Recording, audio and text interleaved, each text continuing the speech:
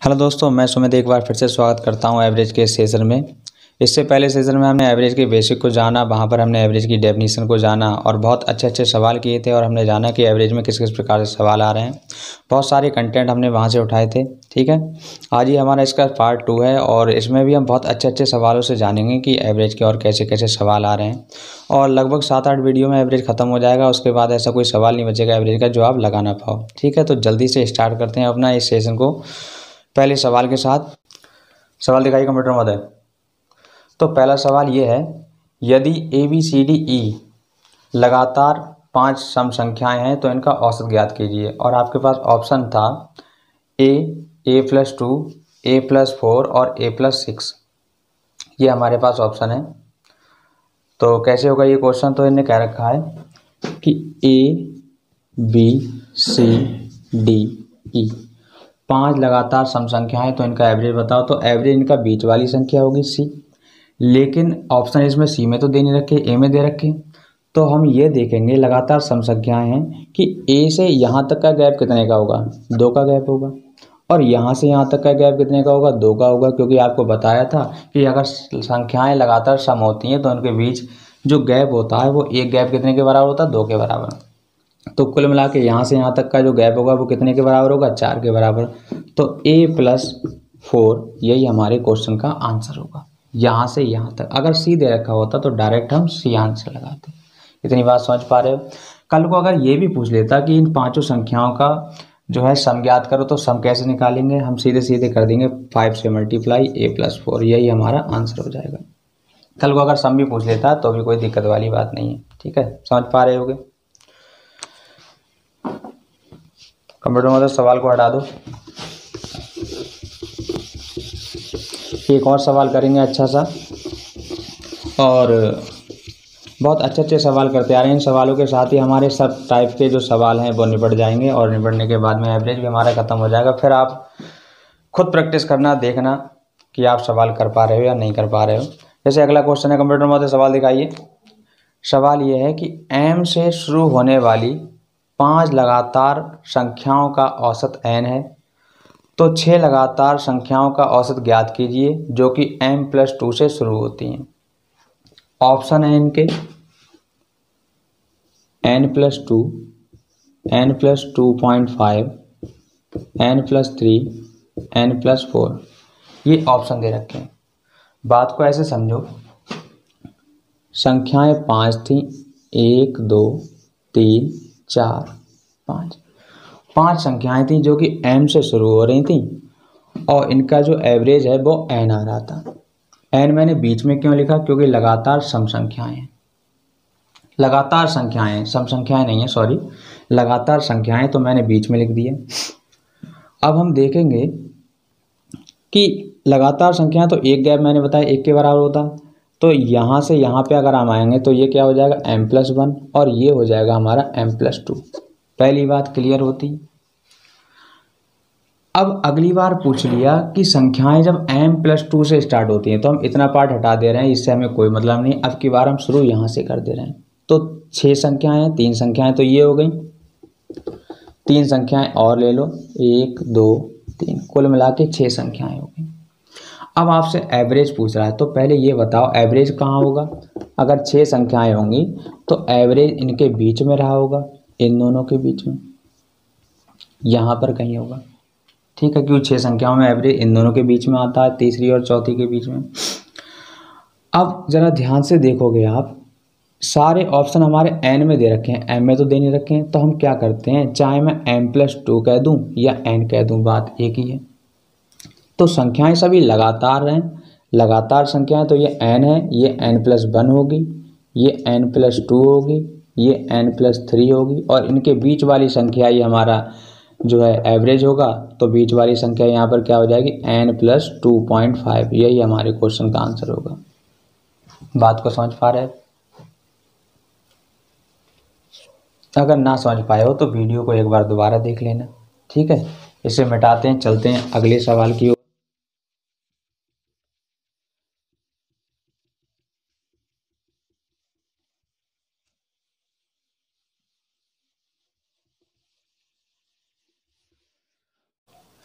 सवाल ये है कि दो संख्याओं का औसत m है, उनमें से एक संख्या n है, तो दूसरी संख्या ज्ञात करो। इनने कह रखा है दो संख्याओं का औसत m है, एवरेज जो दे रखा है इनने वो m है, और उनमें से एक संख्या n दे रखी है और दूसरी संख्या आपसे पूछ रहा है कि दूसरी संख्या क्या होगी। तो ऐसे आप सवाल करने के लिए आपको पता होगा कि एवरेज बराबर किसके होता है, a प्लस l/2 के। एवरेज ने दे रखा है, एवरेज m है हमारा। अब पहली संख्या, ये पहली संख्या होती है, आखिरी दो ही संख्या है, ये पहली संख्या हो गई, पहली संख्या n हो गई, इसे मान लो l ही रहने दो, या l की जगह मान लो सेकंड लिख दे रहा हूँ मैं 2, तो ये चला जाएगा इधर 2m, n इधर आ जाएगा -n, यही हमारा सेकंड नंबर हो जाएगा। ठीक है, ये हमारा आंसर हो गया। उम्मीद करता हूँ बात को समझ पा रहे होगे। एक बार फिर से देख लो, एवरेज बराबर किसके होता है, a प्लस l/2 के, और इन्हें एवरेज दे रखा था m और पहली संख्या दे रखी थी n, तो दूसरी संख्या पूछ रहा है। इस प्रकार से हम आसानी से हमारा आंसर आएगा 2m - n। ठीक है, कोई प्रॉब्लम, मिटा दें।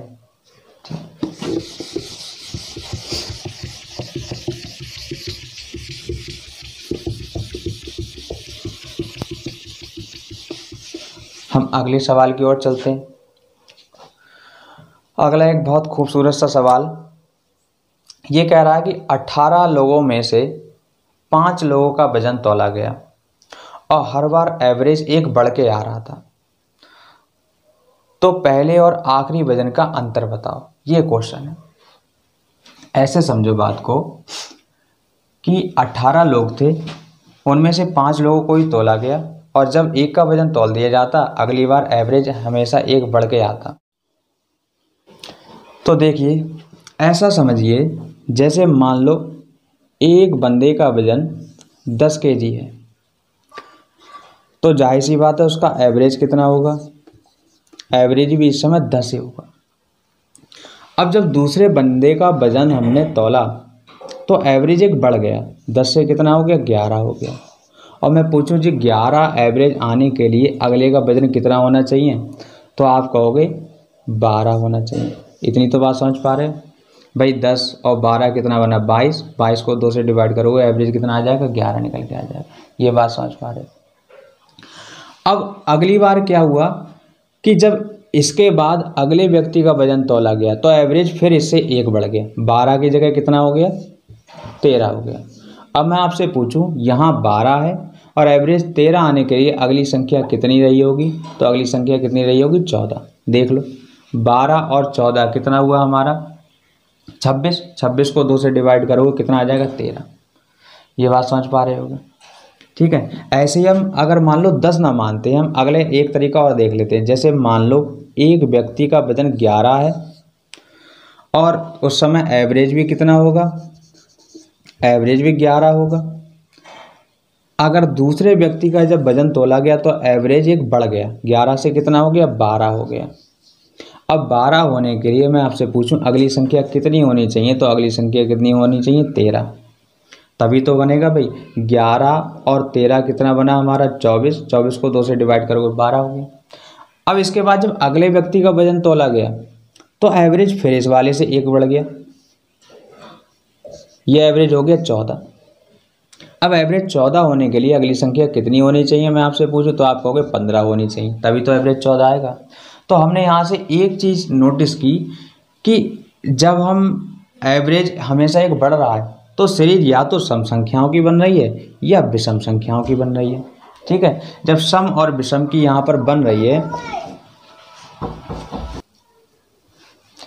जब सीरीज हमारी सम और विषम संख्या की है तो एक गैप कितने के बराबर होगा, 2 के बराबर होगा। तो हम देखेंगे यहाँ पर एक गैप कितने के बराबर हो जाएगा, यहाँ पर 2 के। और जाहिर सी बात है 5 लोगों का वजन तोला गया है तो गैप कितने होंगे भाई, लोग 5 हैं तो गैप होंगे यहाँ पर 4। भाई गैप हमेशा एक कम होता है। अब 4 गैप है, एक गैप 2 के बराबर, तो 4 गैप कितने के बराबर हो जाएंगे, 8 के। तो 8 ही हमारे क्वेश्चन का आंसर होगा। ठीक है, बात समझ पा रहे होगे अच्छे से। अगर कभी ऐसा पूछ ले कि 15 व्यक्ति हैं तो 15 के 15 का वजन तोल रहा है, तो क्या करेंगे, जब 15 का वजन तोल रहा है तो गैप कितने होंगे हमारे 14, और एक गैप 2 के बराबर, तो 14 गैप 28 के बराबर होंगे। 28 ही हमारे क्वेश्चन का आंसर होगा। ठीक है, मैं उम्मीद करता हूँ बहुत ही अच्छे से इस बात को समझ पा रहे होंगे। नहीं समझ में आ रही है फिर भी दोबारा वीडियो देख लो। बढ़ते हैं हम अगले सवाल की तरफ।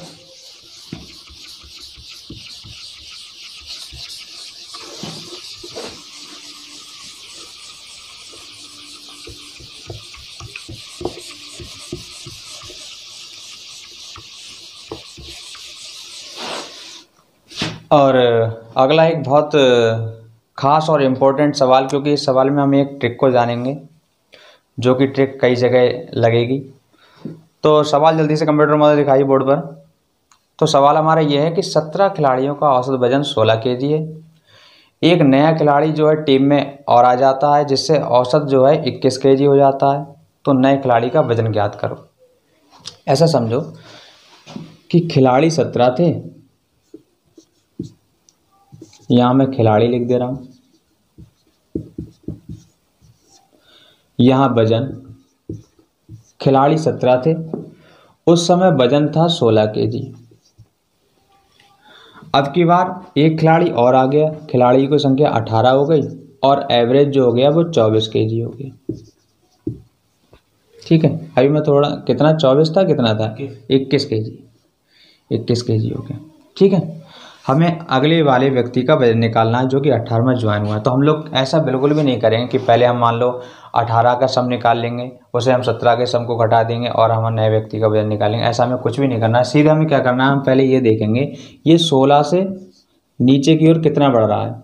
ये यहाँ बढ़ रहा है 5, और यहाँ देखेंगे 17 से ये कितना बढ़ रहा है, 1 बढ़ रहा है। ठीक है, तो हमें कुछ नहीं करना है, सीधे सीधे इसकी इससे मल्टीप्लाई कर देनी है और इस संख्या की इससे मल्टीप्लाई कर देनी है। कैसे, 17 पंजे 85 प्लस 21 एकम 21, कुल मिला के 106। जो नया व्यक्ति है उसका वजन 106 kg है। ये हमारे क्वेश्चन का आंसर है। ठीक है, ऐसा हम क्यों करना है वो भी मैं आपको बता दे रहा हूँ। ये कोई ऐसी ट्रिक नहीं है, ये केवल गुणा को आसान बनाने का तरीका है। ऐसा हम कर क्यों रहे हैं वो मैं आपको बता दे रहा हूँ। उससे पहले हमने ये देखेंगे यहाँ पर कि 17 की गुणा मैंने किससे की, 5 से। मैं यहाँ लिख ले रहा हूँ 17 × 5 प्लस 1 की गुणा किसने से की, 21 से। 1 × 21, तभी तो हमारा निकल के आया था 106 kg।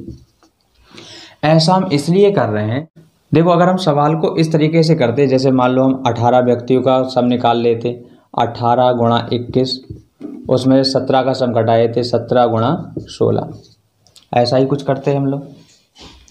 यहाँ पर हम क्या कर रहे हैं, सीधे इसको मैं 18 को लिख दे रहा हूँ 17 + 1 × 21 माइनस, और यहाँ 17 × 21 माइनस 5। अगर मैं इसकी मल्टीप्लाई करूँ, ये बना 17 × 21 प्लस 1 × 21 माइनस, ये बना 17 × 21 प्लस 17 × 5।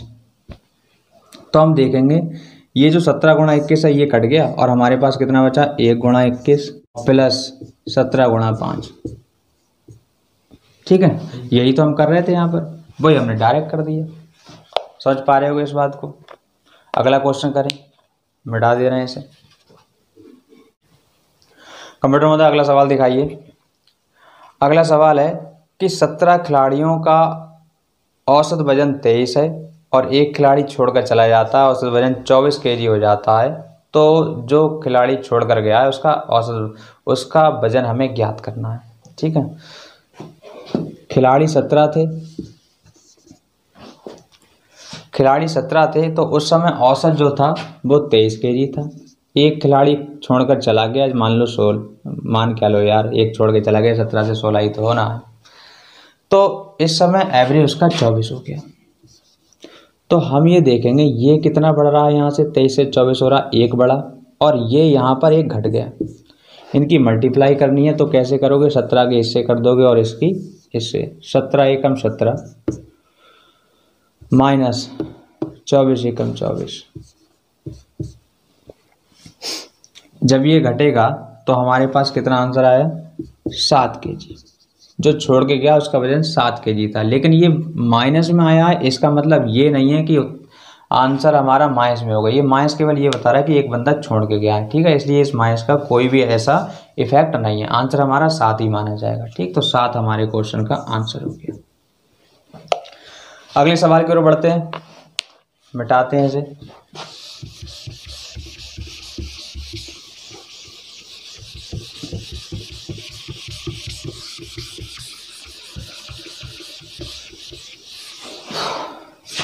भाई मैं भी बहुत ज़्यादा रात में लगभग 2 बजे वीडियो शूट कर रहा हूँ, तो चैनल पर नए हो तो चैनल को सब्सक्राइब कर लो, इतना तो बनता ही है यार। और वीडियो अच्छी लगे तो लाइक ज़रूर करना, ठीक है। नेक्स्ट क्वेश्चन दिखाइए कंप्यूटर महोदय।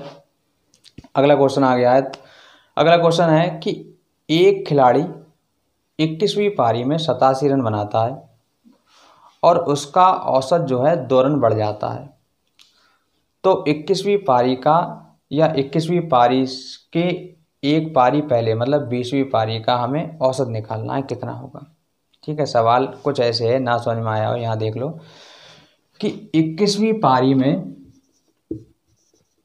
उसने 87 रन बनाए, तो एवरेज 2 बढ़ गया, ठीक है। तो इनने पूछा है कि 20वीं पारी में रन कितने रहे होंगे, 20वीं पारी में रन पूछ रहा है आपसे। तो मान ले रहे हैं हम 20वीं पारी में उसके जो रन रहे होंगे वो x रहे होंगे, लेकिन 21वीं पारी में उसने 87 रन बनाए और एवरेज उसका 2 बढ़ गया, यानी x + 2 हो गया, ठीक है। मैं इससे पूछूंगा कि यहाँ कितना बढ़ गया, तो आप कहोगे 2 बढ़ गया। ये कितना बढ़ा, तो ये 1 बढ़ गया। मैं इनकी मल्टीप्लाई कर दे रहा हूँ, इसकी इससे और इसकी इससे, ये बना x + 2 + 20 दूनी कितना हुआ 40, और ये सब मिलके किसका कितने रन के बराबर है, यही तो 21वीं पारी के रन के बराबर होगा, 21वीं पारी के रन। अब x + 42 और 21वीं पारी में रन उसने कितने बनाए 87, तो x का मान कितना आ जाएगा हमारे पास 45। ये हमारे क्वेश्चन का आंसर हो गया, 45 ही आएगा। 7 में से 2 गए 5, 8 में से 4 गए 4, ठीक है। तो ये जो तरीका है, जो गुणा को आसान बनाने का तरीका, ये लगभग सभी सवालों में लगेगा। सारे सवाल लगभग इसी फॉर्मूले से ही हमारे आगे होते चले आए। हम देखेंगे कैसे कैसे। और एक मेथड है एवरेज का, एलिगेशन, उसको भी हम एवरेज में ही पढ़ेंगे कि एलिगेशन मेथड क्या होता है, ठीक है। एलिगेशन एक एवरेज का ही मेथड है, ऐसे समझ लो, ठीक। इससे बहुत सारे सवाल वैसे भी हम करते चले आए, वो भी इसमें सीखेंगे, ठीक है। चलते हैं लेकिन अगले सवाल की ओर। इसके बाद हम एक और खूबसूरत सा नगमा पेश करेंगे, और शायद ये जो क्वेश्चन है वो इस पार्ट का आखिरी क्वेश्चन होगा।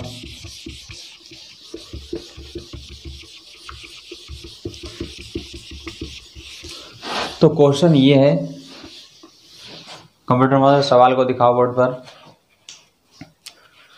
तो सवाल हमारा ये है कि एक खिलाड़ी की 42 पारियों का औसत 30 रन है। यदि अधिकतम और न्यूनतम पारी को निकाल दिया जाए तब उसकी 40 पारियों का औसत 28 हो जाता है। यदि अधिकतम और न्यूनतम पारी का अंतर 100 रन है तो वह अधिकतम और न्यूनतम पारी क्या रही होंगी, ये हमें बताना है, ठीक है। सवाल कुछ ऐसे है कि एक खिलाड़ी की 42 पारियों का औसत 30 रन है, 42 पारियों का जो एवरेज है वो कितना है 30 है। अगर हम अधिकतम और न्यूनतम पारी को निकाल दें, 2 पारियां निकाल दी तो पारियां कितनी बची हमारे पास 40, तो जो एवरेज है वो 28 हो जाता है, 28 हो गया। तो हम देखेंगे ये कितना घट रहा है, ये 2 घटा, और यहाँ पर ये 2 घटा, इसकी इससे मल्टीप्लाई कर देनी है, इसकी इससे मल्टीप्लाई कर देनी है, ये बना हमारा 42, या फिर 2 28 के 2 से मल्टीप्लाई करोगे 56, और माइनस है इसलिए माइनस लगा लेंगे, 42 दूनी कितना बना हमारे पास 44। तो ये कुल मिला के हमारे पास आए 6 4 10 और 8 6 14, 140 रन। हालांकि माइनस आएगा तो माइनस मैंने बताया कोई भी इफेक्ट ऐसा नहीं लगेगा। मान लो मैं माइनस को हटा ही दे रहा हूँ यहाँ से, तो 140 रन आ गया। अब ये कह रहा है, ऐसे समझो बात को कि रन तो हैं 140। अब इनमें से इनने जो पारियां बताई थी, एक अधिकतम पारी जिसमें ज़्यादा रन होंगे, एक न्यूनतम पारी इसमें कम रन होंगे, हाई और लो, ठीक है। इन दोनों का अंतर 100 रन का है। तो जब 140 टोटल रन है और अंतर दोनों में 100 का है, तो जाहिर सी बात है एक पारी 20 रन की रही होगी और एक पारी 120 रन की। इन दोनों को मान लो घटा के भी देख लो आप, कितना आ जाएगा, 100 का अंतर आ जाएगा। यही हमारे क्वेश्चन का आंसर है कि जो अधिकतम पारी है उसमें 120 रन बने और जो न्यूनतम पारी है उसमें 20 रन बने। तो 120 और 20 हमारे क्वेश्चन का आंसर है। उम्मीद करता हूँ इस बात को अच्छे से समझ पाए होंगे। तो चलिए दोस्तों, आंखों में बहुत नींद है, मैं भी सोता हूँ, आप भी सोइए, और मिलते हैं अपने नेक्स्ट सेशन में। ये वीडियो आपको कल मिलेगी, ठीक है। तब तक bye bye, take care, good night, जय हिंद।